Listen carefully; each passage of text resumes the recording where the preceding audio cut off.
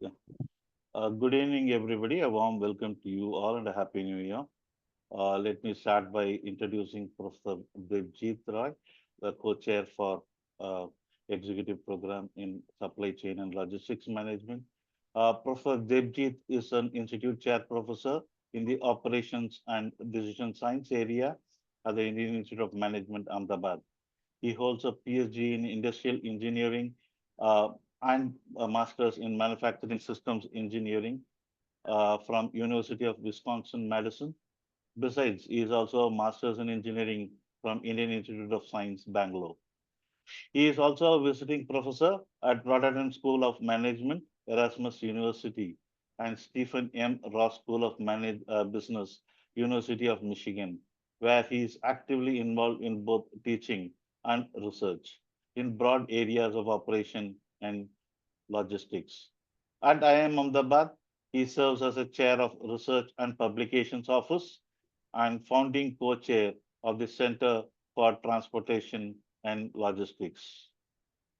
Professor Devjit also coordinates the executive education program in restaurant management, warehouse design and management, youth transport entrepreneurs program, and logistics management. His teaching interest includes various courses in operations and logistics management, quantitative system performance, and manufacturing strategy. With this, I will hand it over to Professor Devjit, who will take over the session. And towards the end of Professor Devjit's session, we'll be having a Q&A. You can use your hand raise option to ask your questions. We will allow you in to ask your questions. You can also use the chat option and request you to be muted till you are allowed inside to ask your questions. Thank you, Professor. Please take over. Thank you, Suresh, for the wonderful and kind introduction. And thank you all participants for joining this weekend. I know you have better things to do, but you still chose to join this webinar. And hopefully it is fruitful and hopefully we inspire you to think radically about supply chains in this session and also talk a bit about our course and the offering that we have with partnership with VT Now. So what we'll do today is I will talk a bit about some of the storylines behind why supply chains need a rethinking today. And I'm sure all of you have seen a lot of changes right from the pandemic, but even now.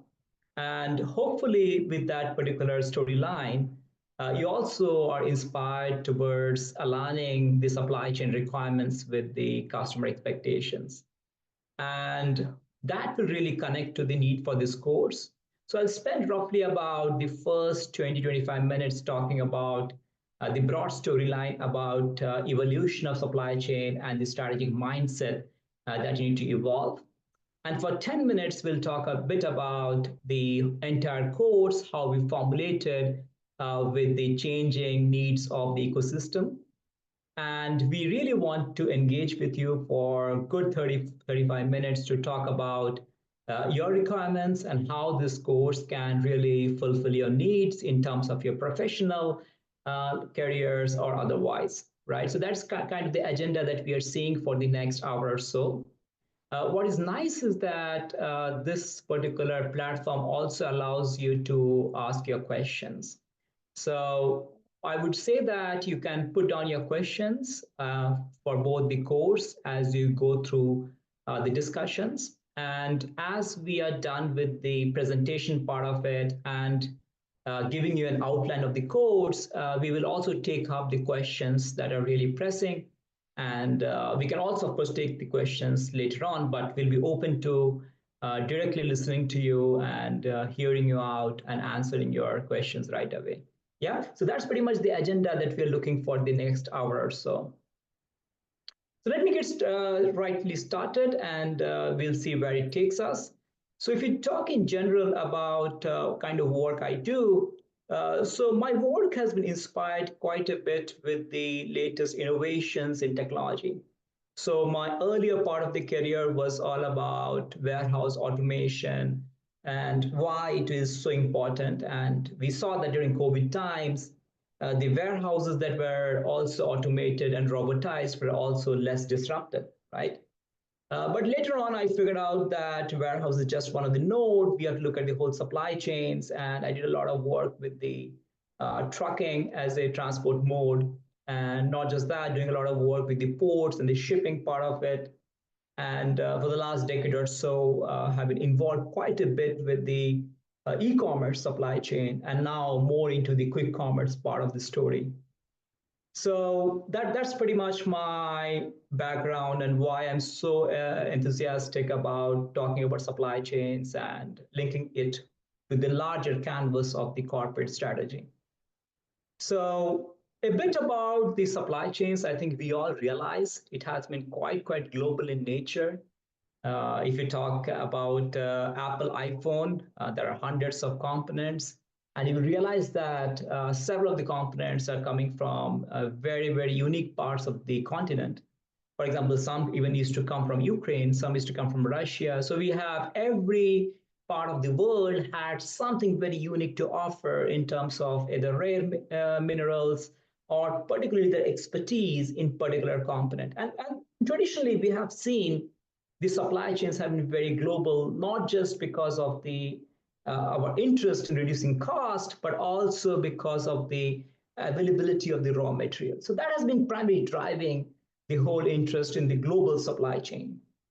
But however, we also saw the kind of challenges some of these global supply chain brings to the table, right? Particularly if you talk about today's modern day supply chain challenges. Well, it is no longer, I would say, driven by cost. Cost was at one point one of the biggest discussion in the boardrooms, probably still it is, but their customers' expectations are shaping up the new requirements of the supply chain. And I will also allude to many of them as I go forward. So let us take an example, particularly the example of a diamond supply chain, right? It's very global in nature. And that nicely brings about why we need to rethink the whole supply chain. And especially how you design your supply chain strategy to really meet the unique challenges and requirements of today's customers, right? So if you think about the supply chain management in general, if you talk about a decade back, well, we have been always taught or always we learn about supply chain to be quite linear, right? For example, you have in the downstream, the upstream, you have all the suppliers, which could be tier one, tier two, tier three. But you see that always the goods flow from upstream to the downstream, from manufacturer to the branches, the carrying and forwarding agents, the agents to the wholesalers, from the wholesalers to the customers. This has been the traditional flow, and this is still the flow, by the way. But however, we also saw that the demand information flows also quite linearly, right? It flows from customer to the retailer, retailer to the CFA agent, from that to the manufacturer, from that to the supplier. And as a result, the supply chain also goes through a lot of delays in the flow of the information, right? And that traditionally had a lot of problems because we, as operations enthusiasts or professionals in supply chain, we usually react to challenges, right? So maybe the customer demand has already reshaped, but by the time the supplier gets to know about the new customer demands, there already is a lag of, say, a couple of months, right? And that's really a big problem because the lack of real-time information caused a lot of inefficiencies in the supply chain. Let us try to dive deeper into the supply chain challenges. And what it causes is, of course, as I mentioned, the demand signals are kind of distorted as they go upstream. And that has a huge challenge because distortion of demand leads to excessive inventories in different parts. And not just that, your supply chain becomes quite inefficient, right? Because now they are trying to react, catch up with the new signals of the supply of the customers. And that's very problematic. So having said that, let us dive deep for the next 10, 15 minutes. And let's see what are the repercussions of the customer expectations and the larger, broader challenges of supply chain on one particular product, which is the diamond supply chain. Let us see, if you talk about diamond, I'm sure all of you would already know If we talk about India, which part of the state or which part of the city is greatly involved in diamonds? Any guesses? You can write in the chat. I'll be witnessing the chat as well. Any guesses about? Of course. Yeah. You can all can put their thoughts. Well, I can see all of you are on the right. Yeah. I can see that all of you mentioning about the Surat, especially Gujarat. Absolutely. This is a huge hub. In fact, the entire, I would say, significant part of the Surat's economy is driven by diamonds, right? I would say more than 100,000 workers are involved in the diamond manufacturing processes. But however, many of us do not know that the supply chain of diamond is actually quite global in nature. If you think about the supply chain, well, probably your rough diamonds are sourced somewhere maybe from Africa, Congo, or some of Botswana. And then from there, it comes to all the way to Surat. So this is where the sourcing of the rough stones are done. And it comes all the way to Surat for the polishing. And from the Surat, then it's exported to either US or China or other parts of the world, right? So you can see here, India plays a very significant role, which is giving a form to the diamonds, which is the polishing part of it. Having said that, it is largely dependent on the inputs, which is the rough diamond stones, which are mined very difficult conditions from Canada, Botswana, or even from Russia before the war began, right? So it is very global in nature. You can probably appreciate the kind of effort that goes into selecting the right diamonds, procurement part of it, manufacturing, and then even the distribution. Not just that, it goes from polishing to some country for which is the GIA for certification, comes back again, and again it's redistributed to different parts of the world, right? So why I'm talking about this is because post the war that began with the Russia, there have been significant challenges in sourcing really high quality rough stones because of the sanctions that the US put on the Russia. Right, that was a huge challenge. And because of the sanctions, now we have to think about other sources of procuring the rough diamonds.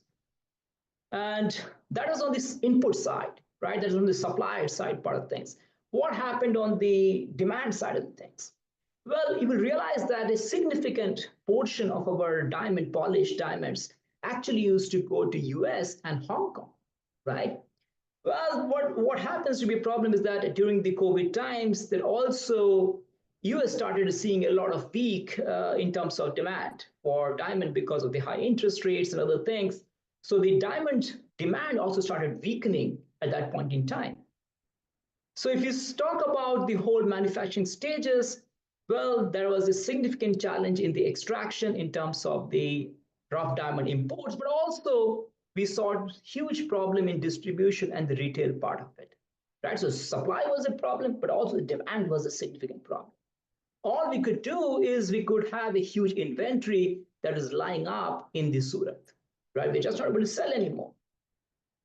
Now, if this was not sufficiently challenging, the prices started plummeting, right? As a result of that, the diamond prices started plummeting. Not just that, we reached to about, I think, by the end of 2024, 2023, we were already at the price of 2004. So we went back 20 years in terms of prices.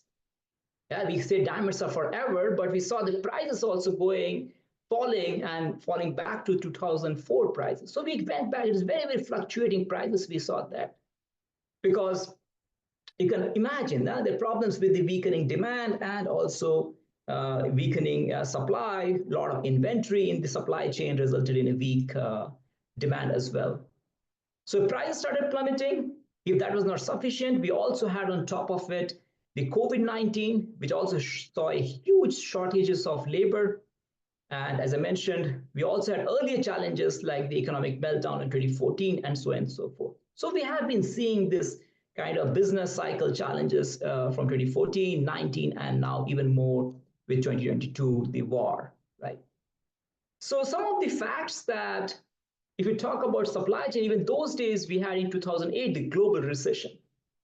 At that point in time, well, they also had to worry about loss of employee work hours, low production. But the companies who were involved in Surat didn't really fire them. They started upskilling them. And many of those workers were now trained to work in higher end work. For example, some of the lower skilled workers were helped and they were promoted and they were doing more skilled jobs, right? So that was the kind of work they focused during the recession times. Likewise, during the 2014 economic meltdown, they started working on how do you improve your inventory management? How do you stock it so that you do not have too much of capital invested in inventory? Even that time, you had global intense recession, decline in demand, inventory accumulation, and the decline in prices. So what I'm trying to inspire here is that these challenges, these disruptions are not one time, right? It happened multiple times. You saw in 2008, you saw 2014, you saw 2019 with the COVID-19, and then you saw the problems with the Russia-Ukraine war as well, right? So likewise, 2020 was, of course, a slightly more longer duration shocks. And there was no clue when the whole industry will resume, right? Of course, there were some customers who were willing to place online orders given the trust in the brand, but then we had problems with the shipping, distribution, and so on and so forth. Not just that, at that point in time, I recollect several OEMs who were polishing in India had a huge kind of challenge with the customs. Think about it. Where is Surat? Where is the customs nearest? Maharashtra. There was no particular movement happening between Surat and Maharashtra as well. Right? So there was some challenges with the distribution of the supply chain as well. And the cherry on the top was the biggest disruptions when there were sanctions on Russia. So that restricted a lot of import in terms of the rough diamonds. Right? So what I'm saying is that because of the uncertainty in inputs and weakening demand for the output, significant amounts, several of the diamond manufacturers are going bankrupt now. I'm sure you have read the news where their laborers are being fired and their whole economy is under the verge of challenge. So these are something these supply chains have continuously seen that. Right? So we have supply chain challenges from demand side, also from the supply side, which affects the pricing eventually. So today's requirements in some sense is to design supply chains which are more resilient. Yeah, you probably heard this word quite a time during the pandemic times, but we are still having to emphasize a lot more on this today because we are seeing that you cannot have a supply chain which is completely cost driven because you have to also think about if there is a disruption, how fast can it bounce back, right? So you need to be flexible to manage the customer expectations. Not just that, if your business model is under threat, you need to rapidly pivot to a different business model, right? You have to repurpose your supply chains, which is the new word we are just coining right away, but it's important. How do you repurpose your supply chains? We saw that during the COVID times, by the way. Many of the supply chain production lines for making water bottles were repurposed to make sanitizers. Right? How fast, how flexible, how nimble is the supply chain to be able to repurpose them? And of course, I'm not telling that cost is no more in the canvas. It is still a part of the very important part of discussion in the boardroom because, yeah, we don't design supply chains for just people or planet, right? We also need to be profitable. We need to be sustainable long run. So cost is definitely on the cards still, but we have to improve our speed to markets, right? So what you're seeing is that today's supply chain is no longer just cost driven. It has improved from that, and we are talking all about we need fast deliveries, we need free deliveries, we need to be flexible, we need to be resilient. So the requirements of the supply chains are very different. Probably these were not even part of our boardroom discussions before 2019, right? And what makes our supply chain? So how do we redesign our supply chain? These strategic mindsets. Our mindset is no longer cost driven. Right? It has to be more customer driven. And what are the customer asking for? Asking for fast, free, flexible deliveries and resiliency. Right? You have to rapidly recover in case of any kind of disruption. And that's becoming very crucial today. So the question is, how do you do it? Right? If you're thinking about today's supply chain, well, you still have people who have studied these supply chain, who have worked in the supply chain. And I'm not just telling that people cannot do it, they can still do it. It's just that are you ready to rewire your thinking? Right? Your thinking just to be rewired. Why? Because, well, customers have changed. You cannot go to the boardroom and still talk about cost, cost, and cost. You have to really focus about the whole customer expectations in the background. So let me talk about how supply chains like diamond have done it, right? So if you think about diamonds, well, it is not just about the traditional diamonds. So think about many of the OEMs who were just into the exports are now thinking about the retail channels, right? India is a big market as well. So can I think about my own retail channel? Should I do only B2B or should I go into B2C as well? Right? If this was not sufficient, we also had other challenges. For example, today, if you remember, at that point in time, I think our Prime Minister Modi had also gifted Jill Bidhan a lab-grown diamond set that was big in the news at that point in time. And that also gave a significant boost to alternative diamonds, right? And we typically say the lab-grown diamonds are technology products, but we also said that lab-grown diamonds are green diamonds, right? We are thinking more about the environment point of view. Not just that, it may be 1/10th the price of the natural diamonds. So given this kind of shift in the customer requirements from moving away from natural diamonds, which is more expensive, priceless, but at the same time, people say it is also called the conflict diamonds. Some call them as the blood diamonds, right? That was the kind of tension at that point in time between natural versus lab grown. So that was a huge disruption because the demand for natural was weakening. You had the new product, lab grown, which is disrupting the whole supply chain. At the same time, it is offering 1/10 of the prices. So, well, the market was going through huge ripple effects, right? So how did some of the bigger people come out of the whole challenge, right? So many of the big firms that I know started using this opportunity to re-strategize the supply chain. Many have started thinking about digitization strategies. So at that point in time, if you think about it, well, natural diamonds still had the huge edge because, well, they were natural, they were priceless, they were rare commodities. The only challenge was that people didn't want these diamonds from conflict regions, right? So we had to give more how to build trust in the supply chain. And many big companies started talking about blockchains, right? So there are thinking about blockchains more from a traceability point of view and how do you build trust in the overall supply chain. That was a big kind of push towards revamping the whole supply chains, right? At the end, you had to mitigate your risk of any kind of distrust in the supply chain, any kind of conflict, diamonds getting into the supply chain. So you can see here, technology can also help you to mitigate the risk. Now, digitization is not just used for building trust or traceability, but it's also used starting with sensing the customer demand.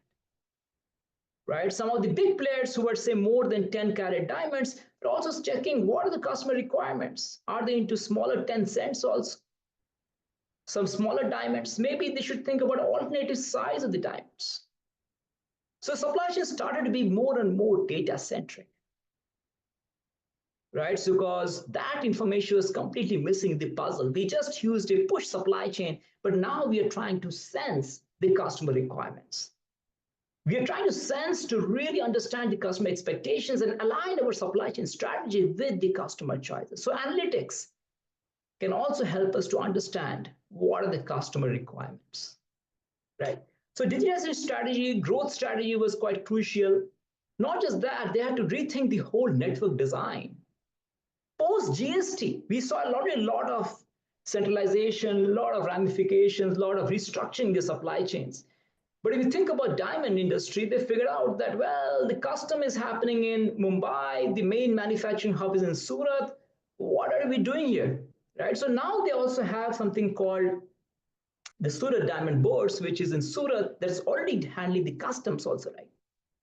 That's a network redesign is a huge importance. of really addressing the customer pain points and how can we make it resilient, how can we make it fast, how can we make it cost effective, how can we make our supply chains flexible. These things become more and more important. And of course, I introduce a new term to you, probably you haven't heard this before, is how do you repurpose your supply chains? Are you ready for that? Tomorrow, if your market product is disrupted, can you use the supply chain for something else? Are you ready for that? Right? So you also need to think a bit more on the markets, how they're evolving, and before you even know, your product may be obsolete in the market. And we saw that several things in the past as well, right? So how do you think about repurposing supply chains? It becomes important as we talk about the strategy. Should we start competing with our players or should we start collaborating? At the end, you're talking about minimizing cost, but how do you minimize cost? By competition or with collaboration? People don't like to share data because it becomes very proprietary and customers may, our partners may take our business, but it's time also to think, how do you collaborate and have a win-win strategy in the whole supply chain? Maybe just a horizontal collaboration, right? So all I'm trying to say is you still have to minimize cost. That is not out of the question. But how do you take care of the new modern challenges, new modern customer requirements in terms of flexibility, in terms of your responsiveness, in terms of your resiliency, which is kind of quantified as time to recover, in terms of your growth strategy? How do you grow the business, right? So given that, I think other points are also about uh, broadly, we are trying how do you manage the supply chain shocks when there is a disruption in terms of alternate products? How do you leverage digital technologies? How do you manage? Maybe there is some alter opportunity of space mining. Think 20 years down the line. What happens when the lab diamond cost falls, production falls dramatically over time? Should the existing companies who are in natural start having a subsidiary in lab diamonds? What they should be doing, right? So while this is an example for the diamond supply chain, you can kind of think about your own supply chain, okay, which is global in nature, which is prone to disruptions. How do you really sustain in this particular market? You just cannot be complacent because customer requirements are changing by the time you know your market is already disrupted. So if we talk about disruptions in supply chain, is this the first time we have seen? No, we have seen others also. You have had the earthquake in Japan. You saw the whole auto market being disrupted. You saw what happened when the Toyotas, all the vendors were in the same park. The production was stopped for months. The market of the auto was down. Not just that, we saw during 2019, during the China trade war, we saw the supply shocks, demand shocks, we saw the container imbalances, free containers were somewhere else, the demand for containers were somewhere else, there was distribution bottlenecks. We also saw several of the vessels were canceled. We had blank sailings significantly that increased the risk of transportation, and the capacity was also lost in those times. Not just that, our per full truck equivalent load, the container price also started driving. We saw at one point the spot prices going more than even $10,000, right? So some of these demand supply mismatches can also have huge repercussions on the pricing of the transport as well. Not to forget, we also saw the Panama Canal episode. I hope you remember where the Evergreen kind of blocked the canal, and there were more than hundreds of vessels that had to reroute, and that increased the cost. And probably several companies, including IKEA, had to face a huge challenge with their products not being in the right time for the Christmas and the Thanksgiving sales and other things. So we had seen all of these in the past, right? And not to forget about, of course, the zero COVID policy of Shanghai, which kind of distorted the whole demand signals. So I think there are some learnings for us based on the discussion that we had so far, right? So think about, you always have to think about what is your vision, right? Where are you starting from? And what are the customers are really asking for? And based on the customer expectations, what is your supply chain strategy? And more important, how do you design your supply chain to meet your expectations, right? This is something we have to really rethink. And this strategy is very unique to every company. The customer expectations are very unique to every company. So you just don't have a blueprint, just copy and paste. No, you have to do some radical thinking over here, right? The same thing, the design that will align is very, very different. And hence, the course that we design for the logistic and supply chain is not like a recipe or just do it and you will win the supply chain. No, what we do is we develop the supply chain thinking in this course. And how do we design that is the point, right? So this course that you are at least talking to today is all about a longer duration course in supply chain logistics, which is very comprehensive. It talks about all nodes in the supply chain, right from the suppliers till the manufacturers, dealers, if it's auto, or wholesalers, retailers, and consumers. We talk not only about the whole nodes of the supply chain, but we also talk about the modes of transportation, including trucking, shipping. You can think about aviation, different modes. How do you decide the choice of the mode of supply chain? That's on the design piece of it. On the strategy piece of it, we talk about how do you develop a strategic thinking using different case-based pedagogies. So what is IIMA really good at is we take extremely pride in our approach of teaching, which is called the case-based pedagogy, which is on the similar lines of how we evolved over years. What we do is that we take a supply chain case of a company and we discuss about the dilemmas, right? And when we discuss the dilemmas, what we do is that we pivot to some of the conceptual frameworks that can be helped to analyze the dilemma. Once you learn the concepts, you come back and try to solve the particular cases. And over 64 sessions, you will probably see 50 to 60 cases. And once you go through all 50 to 60 cases, you kind of exactly know, well, what kind of problem could probably occur and how should I really react to it? So it's not just about strategy, it's also about design, right? It's also, you know what to do, but you also know how to do it. So our classes are all the synchronous sessions. We don't do any offline classes. So we'll have campus modules where it'll be the IIMA campus, but there'll be also online sessions in the weekends.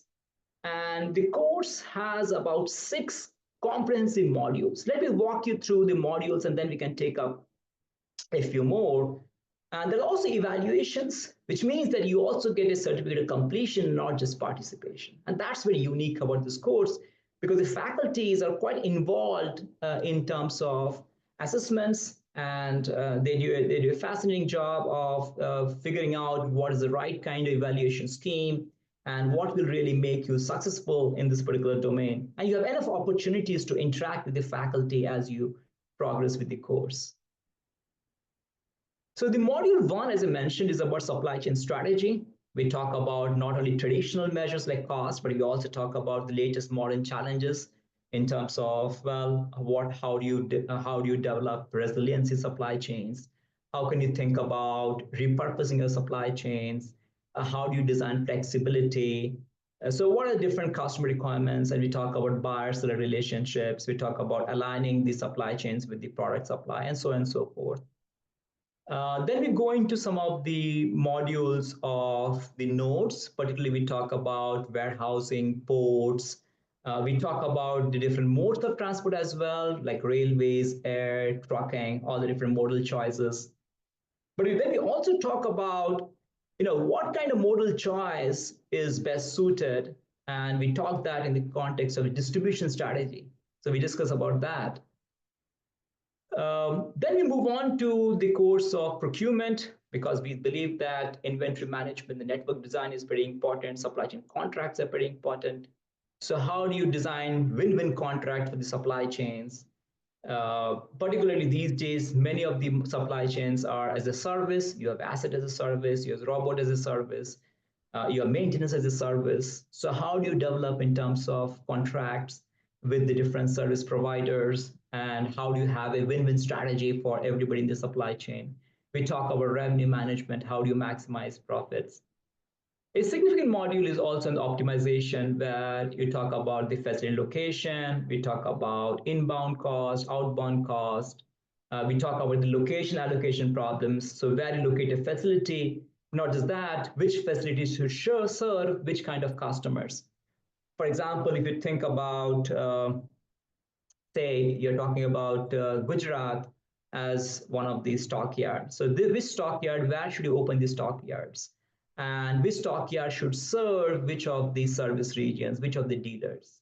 This is an important question because you want to have a minimum volumes, but you also want to ensure that the service levels are not really breached. So that is important. And many of the examples are contemporary because we talk about the last mile delivery with quick commerce, e-commerce, how should it really react, and so on and so forth. From the last module onwards, or the last edition onwards, we had a significant discussion on the supply chain digitization, particularly about the different technologies. We talk about, with cases, of course, we talk about blockchain, IoT, and other technology that are on the table. But how we differentiate ourselves is that we just want to say that every technology is meant for everybody. No. So we really help you to understand, map your supply chain requirements, and then figure out which technology will really solve your problems, right? So it's not just everything is for you. No, no, no. So we have to really think, what is the biggest supply chain problem we are into, and how do you align your digital strategy with your supply chain strategy? And that's important part of the discussion as well. The Module 6 is quite inspiring, and all of our participants in the last two batches really enjoyed it, where you're given roughly about a month's time where you work on a capstone project. The capstone projects are divided into, so participants are divided into teams, and you work on developing a solid kind of framework to analyze a case, and also that is evaluated. So you have to also make a presentation and a final report, which is also evaluated at the end of the day. So these are the broad competency 6 modules that we have. So you can see here, we have significant chunk in terms of design piece. We have significant chunk in terms of strategy piece. And we try to align your strategy with design with the right modules that you have into here. So I hope this kind of inspires you to think about where we are heading towards and why we need a separate course in supply chain logistics. This is a huge market we want to really develop because more and more we interact with our participants in the supply chain. I just think a 5-day kind of session, it doesn't do justice to this particular. So we need a longer duration. And given this kind of module-wise progression and evaluation, the participants find a greater interest in the course and they develop the capabilities. And maybe VCNA can correct it, but I think with interaction, a lot of our participants also got very interesting job roles in supply chains. They were able to pivot in their careers, and many of them moved from supply chain sales role to supply chain roles. They moved into the higher level CEO roles, and we find overall they developed their capabilities, and we are extremely proud of their accomplishments so far. So I think the last two batches gave us enough confidence to say that this program has a lot to offer. So if you're excited about developing a career in supply chains, operations, logistics, this one course is strongly recommended, not because it's offered by IIMA, it's more importantly, the structure of the course is really amenable to learning. I really enjoy the whole structure. We have handcrafted this during this COVID times, and post that when we released it, we also update our cases over time, and we ensure that it stays relevant for our participants going forward. Yeah, that's pretty much what I had on the broad structure of the course. So if you have any more questions, I'll be happy to answer. And yeah, I see a few questions. Shall I go for it? Yeah, please, you can take and people who wanted to ask questions live, you can raise your hands. All right. Yeah. You use a hand raise option, and in the same order, we'll allow you to ask your questions. Yeah, Professor, go ahead and take the. Okay, some of the questions about our course fees, I think you all can answer that. I'm not sure about that. But there are some questions about how many in-campus sessions and how long. So what we plan to do this time, we are offering it as a D2D, which is direct to device, which means that you need to have a good internet connectivity. You can take these sessions from your home. These are all live sessions.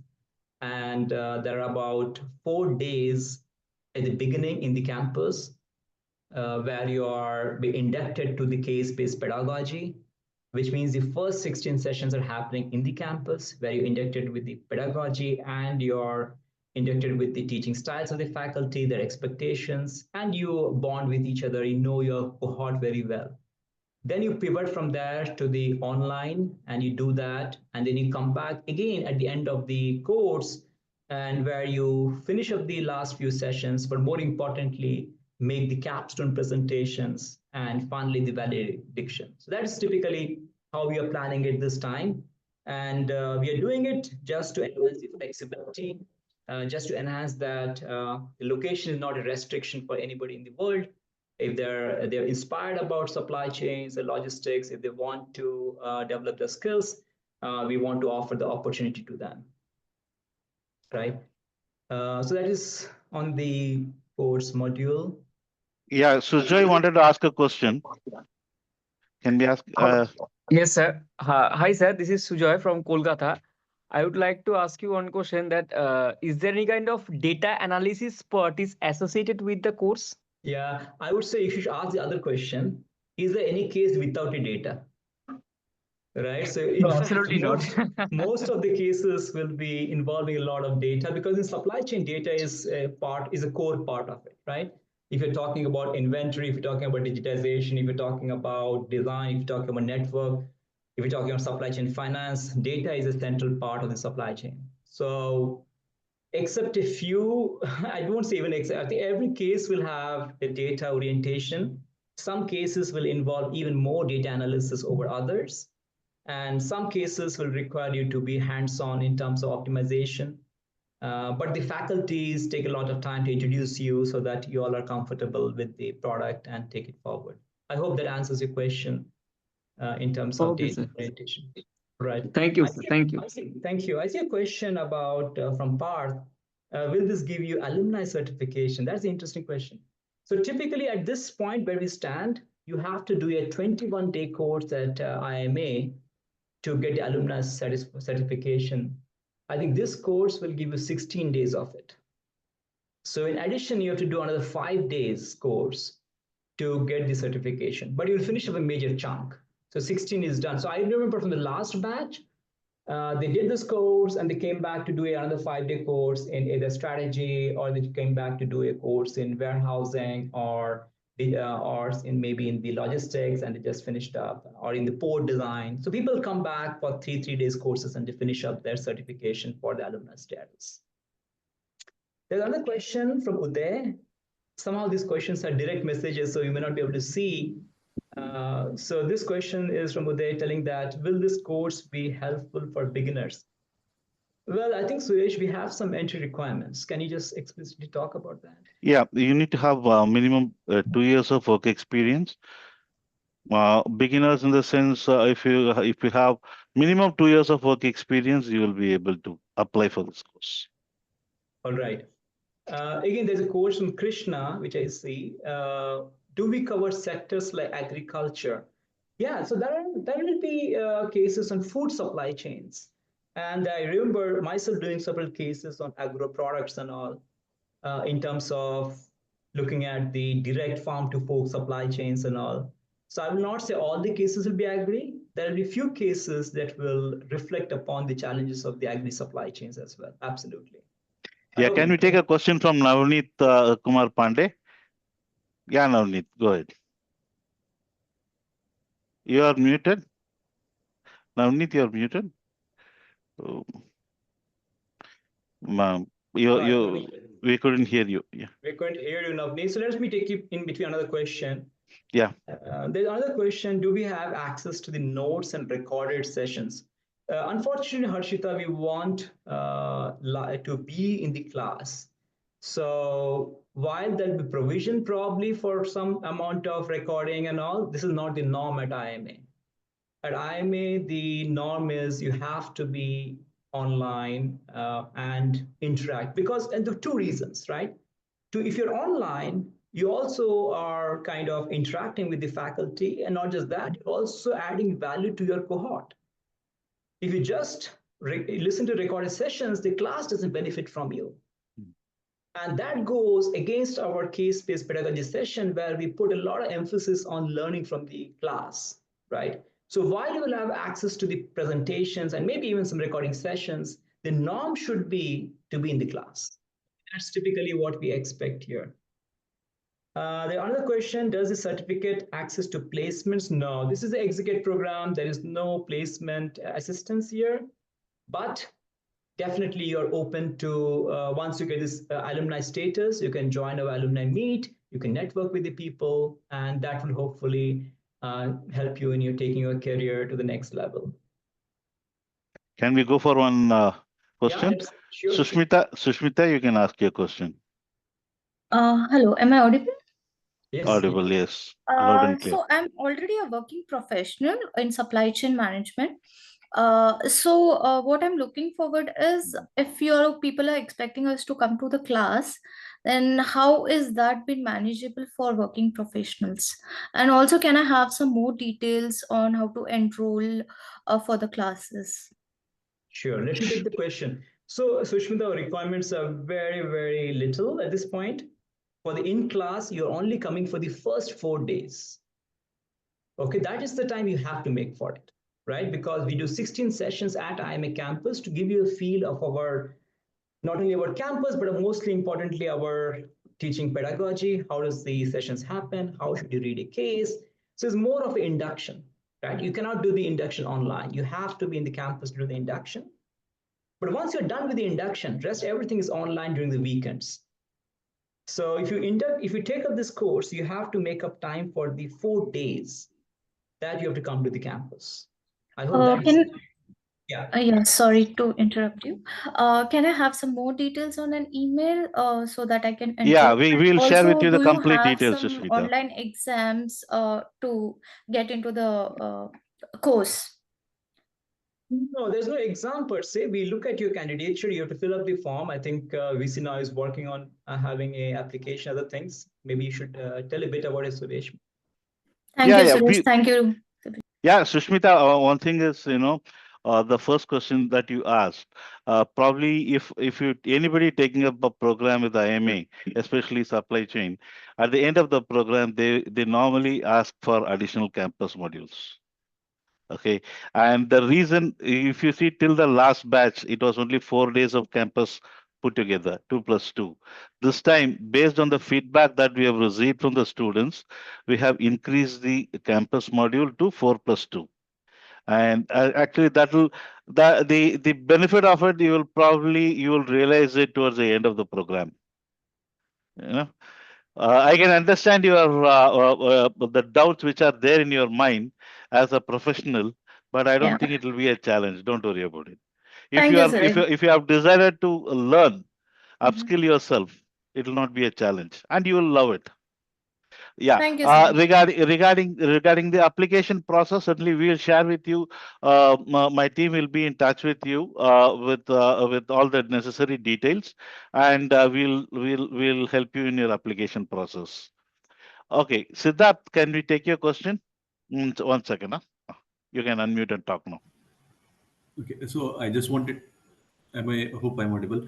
Yes, so I just wanted to know, like, what will be the size of this program? I mean, in terms of number of people who will be enrolling and coming. Batch size. Batch size, yes. So we are expecting a batch size roughly about, say, 60 to 70. That's what we're anticipating at this point in time. Okay, so and those will be the one who will carry forward to the online sessions later on. Yes, because see, we at IMA, the learning happens from 2 sides, right? One is, of course, what we teach in the classroom via the cases, but a significant amount of learning happens post sessions where you reflect in groups. And the groups should be really good in terms of similar like-minded, similar industry. So we take a lot of care about forming the cohort that adds value to this particular program. So that is important for us. So we have to ensure that we have really robust groups and everybody is kind of will add some value to this particular cohort. So that's kind of our intent. Okay. Sure. Thank you so much. Thank you. Yeah, Vinay, there is no upper age limit, Vinay. Okay. Yeah, can we take a question from Archana?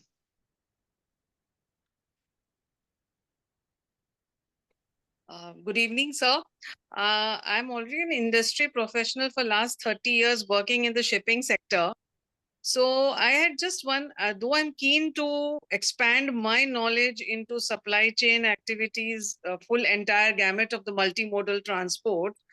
Do you really think this course has got something to add to my knowledge, which I've already spent 30 years? Fantastic question. Fantastic. We had people who have retired from the business and have started who are their own franchisees, own freelance, and wanted to come back because they felt that there's a lot they have learned through practice, but they never had a formal training in supply chain.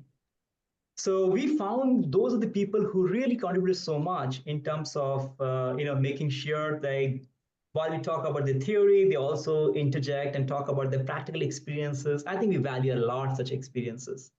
The only thing what will require from you, Archana, if you really join this program, is your zeal to be in the class and contribute. Because participants will look for these kind of knowledge from the experts like you. So I think those will be very, very helpful to the cohort. But it should come from you. Okay. Thank you. Thank you. I'll take one question, if you're okay, Suresh, from the online, the person asking for a long time, is about, does the course cover AI?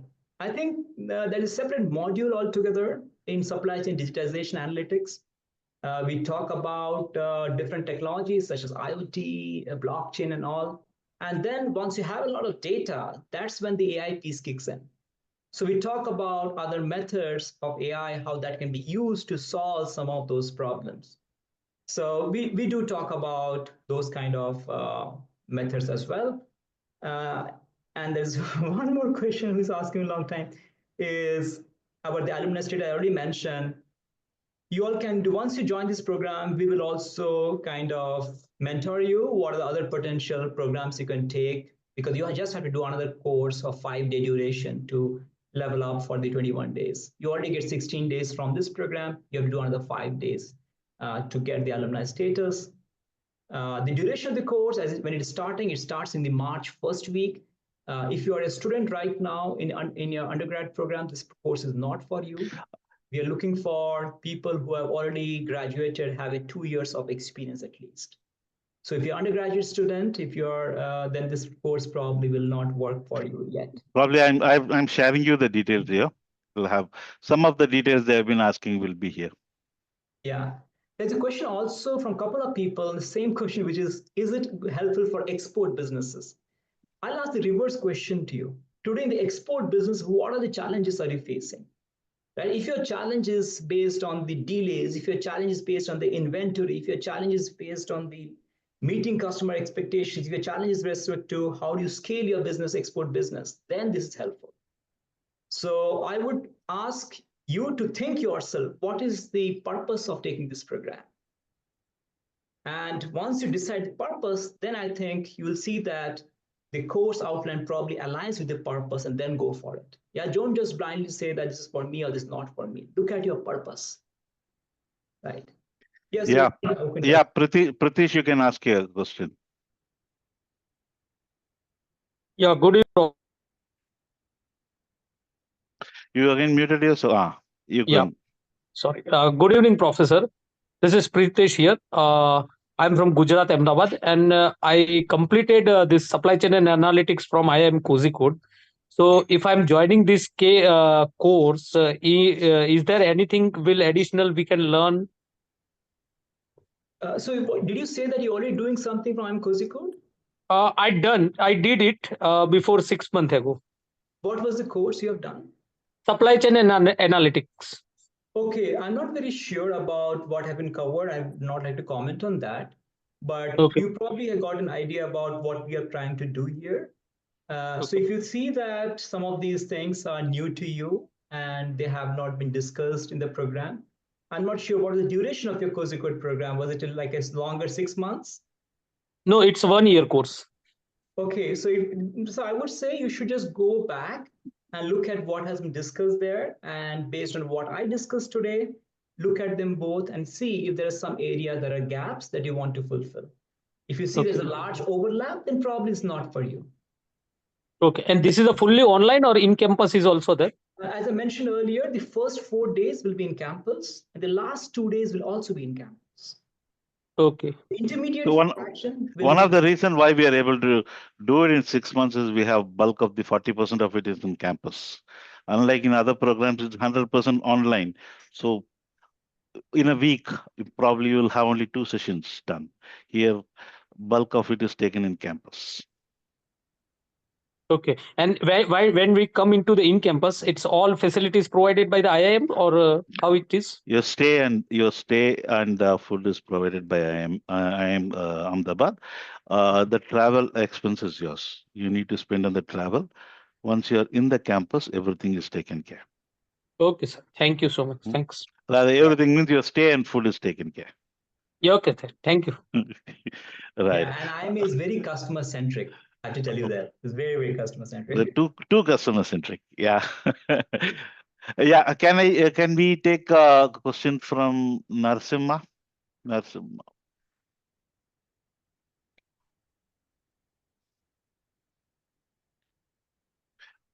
Hi, sir.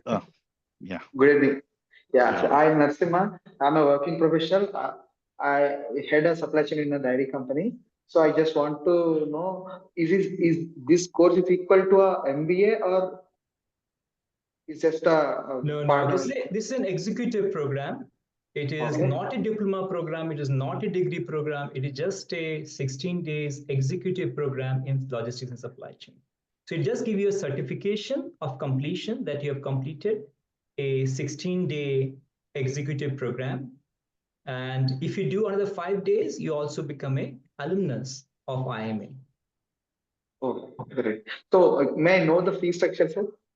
So it's shown in the board. If you see the right now, what is being flashed here, you will see the program fee, the application fee, the program fee, everything is written over here. 4 lakhs plus GST.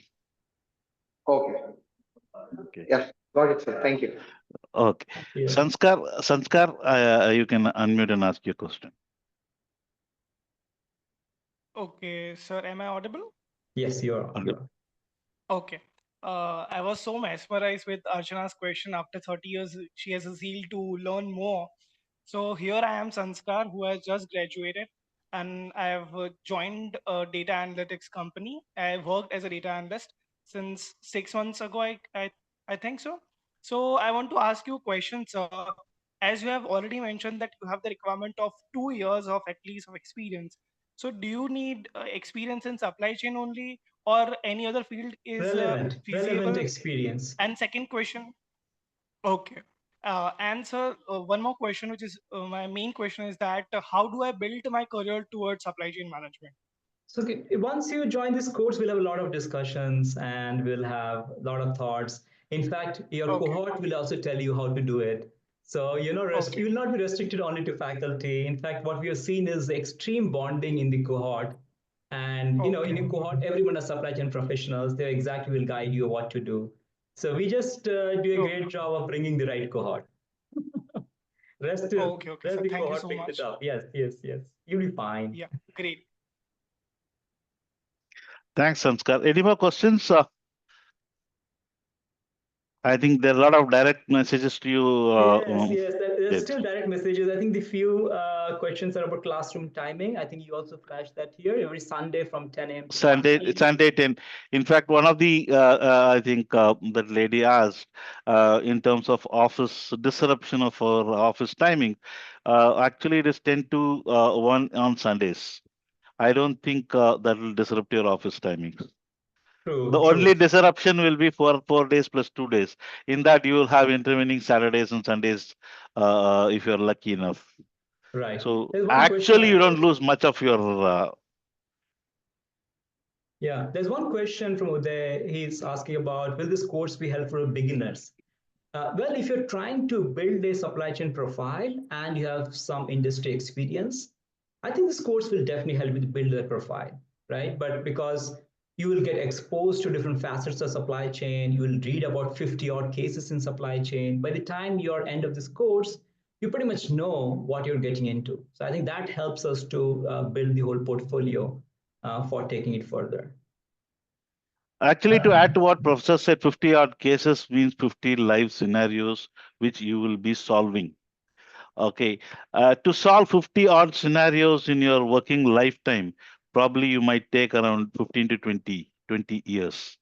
That is a kind of experience in that 6 months which can punch you if it can pack you in that 6 months, and that is a huge experience that you will be carrying at the end of the program. As a professional, no, solving cases is live cases is not, it doesn't come to you so easily, and this is something which I may research the cases which comes to you. It's live cases which has been researched, and the solutions are all going to be moderated by the faculty, but you will be coming with the solution. So that is the biggest advantage of this pedagogy. Yes, there's one question from Adil. He just mentioned, please answer my question. I'll definitely answer. So his question is that I am, so he has I think, a career gap of 3 years, and whether this course will get a good job. Well, everything's subjective. So if you have a career gap and you want to upskill, definitely it will do.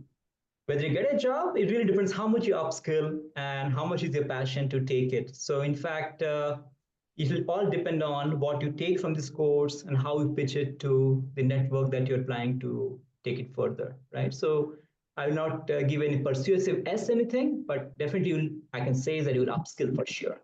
Now it's up to you to take up that in your working forum. Yeah, Vinay Srivastava, you can ask your question. Good evening. I'm Vinay Kumar Srivastava, working as a chief signal engineer in Western Railway. I have put in 32 years of service with the Indian Railways. So I've been to several places before coming to Churchgate. How will this course be beneficial to me? Initially, I was interested in executive MBA 4 or 5 years back. Somehow, the faculty of the IIM Ahmedabad who interviewed me on 2 occasions told me that I'm senior enough to join the course. In fact, I'm at the age of sharing my experiences rather than learning in the class. So still I'm an avid reader and eager to learn because I feel that there's no age limit to learning. Yeah. So how will this course be beneficial to me? So let me give you some examples, Mr. Vinay. I think you have a great experience. So we have last batch, we had participants who was the chief procurement officer of Adani, right? And it's at the last position you can think about in supply chain. So you had the CEOs coming here. They had already 30, 40 years of experience. Why do they come to this program? Well, for 2 reasons. One is what they have done in 30 years is based on the experience, based on learning from their colleagues.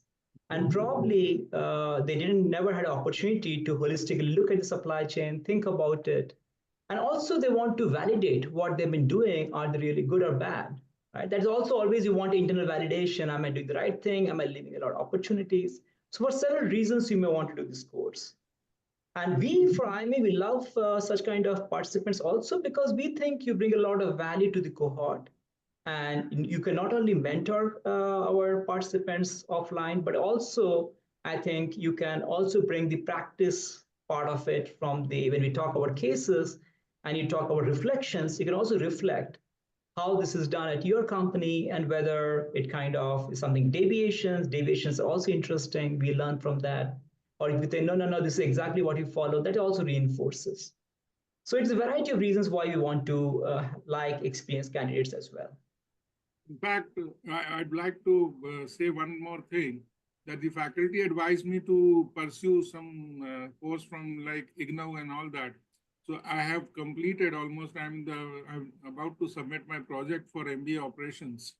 So I have done that part, and I sincerely believe that IGNOU course is quite, they are not up to date. They have some, there is a lag between the current trends and the course content of IGNOU.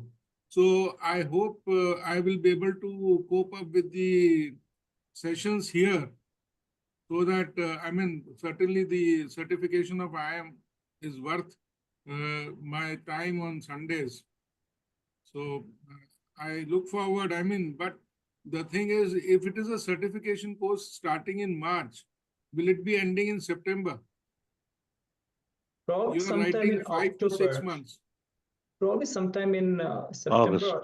August probably. Okay. No. 5 to Is it 6 there? months. Okay. Thank you. Yeah. All right. If there are no other questions, we can. Okay, for the benefit of the participants, we'll also be sharing with you the recording of this session so that you can go back and reflect on what has been said, and any more questions you have, you can write to us, you can call us. Our advisors are in touch with you. And Ajit, one last question. Go ahead. Sir, quickly, just wanted to, I missed a little bit of the session earlier. So just want to know, can I have your contact numbers also so that in case there is something which comes up, I can ask you? We'll be in touch with you, Ajit. Okay. We will be in touch with you. Fine, sir. All right. Thank you so much for joining this session. It was great seeing you, and hopefully we'll again connect together in the campus. Yeah. So thank you so much. Thank you. Thank you, guys. Thank you. Have a wonderful rest of the weekend. Thank you.